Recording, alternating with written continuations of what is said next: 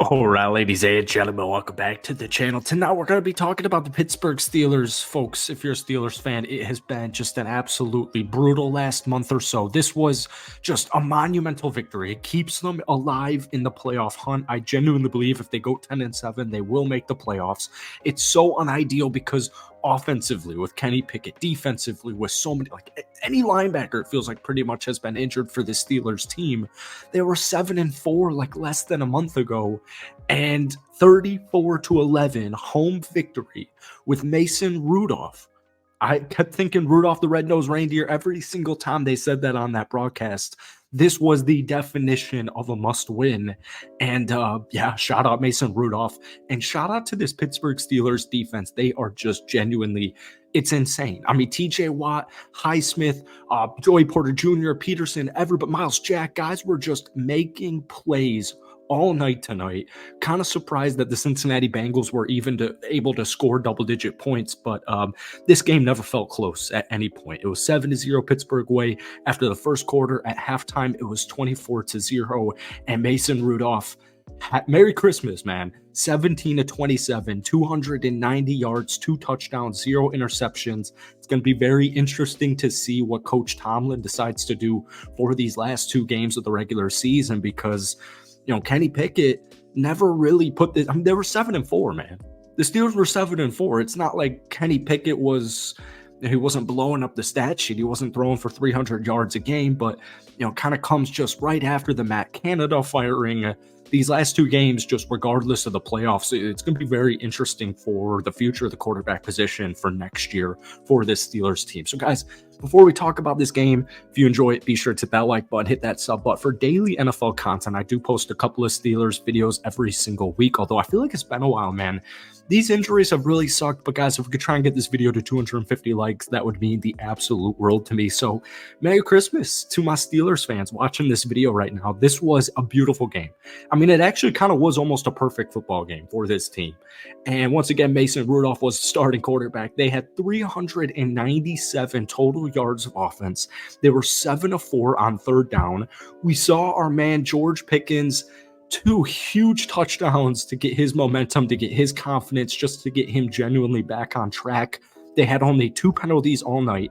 They had 0 turnovers, and that defense was all over Jake Browning, and they forced 3 turnovers. So let's talk about this offense for a second because I don't know if you guys saw that statistic. We remember a little over a month ago, right when they fired Matt Canada, the Pittsburgh Steelers, for the first time since 2020, scored or had over 400 yards, which is just a crazy, embarrassing stat in and of itself. But they had 421 total yards of offense in Week 12 against Cincinnati. They go 317 in the loss to Arizona, 264 in the loss to New England, and then 216 in the loss to Indianapolis.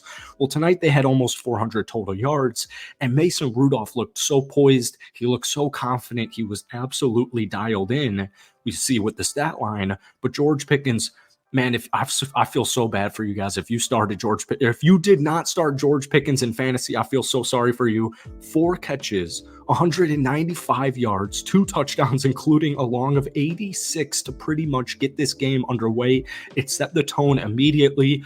The whole blocking fiasco, George Pickens has just really been under the spotlight this season for pretty much lack of effort, personality issues, whatever you guys want to draw it up to. It's been actually a little bit of everything. Just a really unideal situation. And it made sense because, I don't think he had caught a touchdown pass since Week 8 prior to tonight.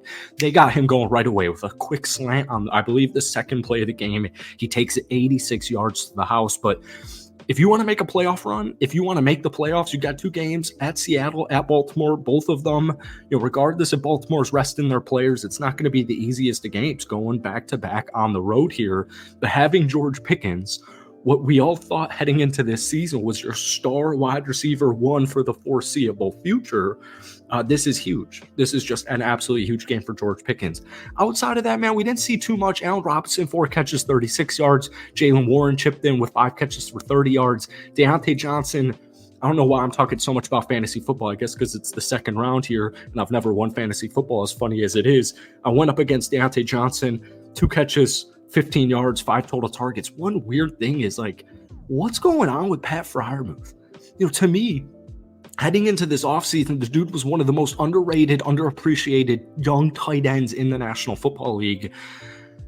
They just don't have him involved in the offense. It's extremely strange, and we will talk about that as the week goes by, as we keep posting Steelers videos. But the run game was all over the place in a good way. 30 total attempts, 113 yards, 2 touchdowns. Our man Calvin Austin III with a beautiful jet sweep touchdown, and then you also had Najee Harris. Perfect December football running back to have. 19 carries, smash mouth football, baby. 19 carries, 78 yards, 1 touchdown. Then he's just got a perfect complementary backup running back in Jaylen Warren. 8 carries, 24 yards.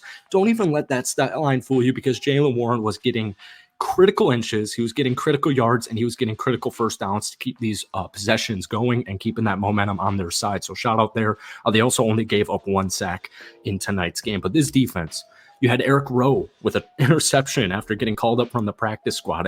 Once again, this defense, I understand, man. Every NFL team is dealing with so many injuries, but I love when guys just come in here and they step up when they need to. Alex Highsmith had a masterclass game with a sack. He had an interception, pretty much the game-clinching interception, and then Patrick Peterson in the red zone doing what he's always done best, being a ball hawk, getting those interceptions. He also had the 3rd Steelers pick of the night.